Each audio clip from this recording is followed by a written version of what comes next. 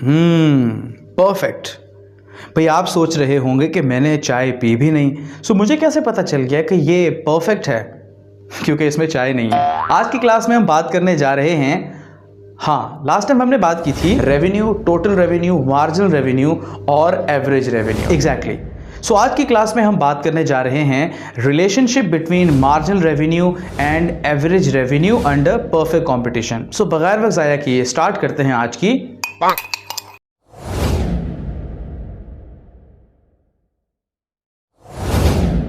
भाई relation between average and marginal revenue under perfect competition को समझने से पहले एक नुक्ता समझना यहां आपके लिए बहुत ज्यादा जरूरी है, गौर से सुनिएगा। परफेक्ट कंपटीशन में जैसा कि आप जानते हैं कि सेलर या फर्म अपनी मर्जी से किसी भी प्रोडक्ट की प्राइस खुद से सेट नहीं करती, बल्कि उसे उस प्राइस के ऊपर प्रोडक्ट को बेचना पड़ता है जो मार्केट की प्रिवेलिंग प्राइस होती है या जिसके ऊपर बाकी फर्म्स अपनी अपनी प्रोडक्ट्स को बेच रहे हैं। सो परफेक्ट कंपटीशन के अंदर मिसाल के तौर पर एक फर्म है और वो अपनी प्रोडक्ट को बेचना चाहती है 30 रुपए के ऊपर, क्योंकि मार्केट के अंदर इस वक्त 30 रुपीज पर यूनिट की प्राइस सेट है। मिसाल के तौर पे एक फर्म है, वो अपनी प्रोडक्ट को बेचती है, let's say unit number 1, 2, 3, 4, 5 and 6।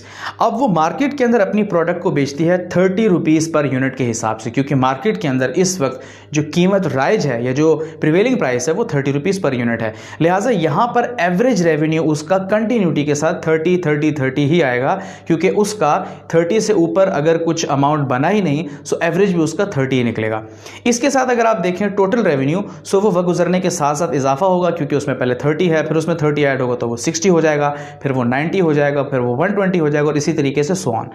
उसके साथ मार्जिनल रेवेन्यू अगर आप देखें, भाई मार्जिनल का मतलब एक्स्ट्रा यूनिट, और एक्स्ट्रा यूनिट जब भी बिकेगा सो वो 30 रुपए का ही बिक रहा है, लिहाजा मार्जिनल रेवेन्यू भी हर दफा 30 रुपीज का होगा। कोई एवरेज रेवेन्यू और मार्जिनल रेवेन्यू दोनों कांस्टेंट रहेंगे और टोटल रेवेन्यू बढ़ता चला जाएगा, जैसा कि इस ग्राफ में भी आपको नजर आ रहा है। अब हम आ गए ग्राफ के ऊपर, और ग्राफ में आप देख सकते हैं दो एक्सिस में से एक एक्सिस पे हमने रखा आउटपुट, जबकि दूसरे एक्सिस पे हमने रखा average revenue, marginal revenue, price या फिर कॉस्ट।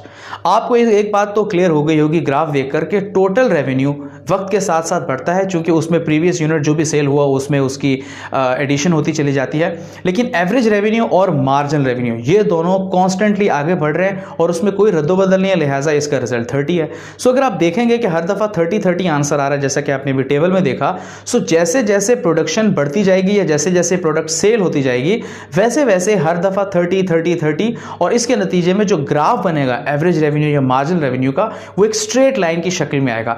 यहां पे ये बात क्लियर हो रही है कि एवरेज रेवेन्यू और मार्जिनल रेवेन्यू अगर अंडर परफेक्ट कंपटीशन होगा, यानी मुकम्मल मुसाबिकत के अंडर, तो वहां पे इसका ग्राफ बिल्कुल इस तरीके से स्ट्रेट बनेगा, क्योंकि इसके अंदर कोई तब्दीली नहीं आ रही, कॉन्स्टेंटली इसकी प्राइस 30-30 ही आ रही है। सो ये थी आज की वीडियो। मुझे उम्मीद है ये वीडियो आपको जरूर पसंद आई होगी। भाई चैनल के ऊपर इतनी मेहनत से वीडियो अपलोड की जाती है, एक थम्स अप, एक अच्छा सा कमेंट या अपने किसी दोस्त के साथ ये वीडियो इसका लिंक शेयर कर देना तो बनता है। मैं मिलता हूं आपसे अगली वीडियो में एक नए टॉपिक के साथ। टिल देन अल्लाह हाफिज।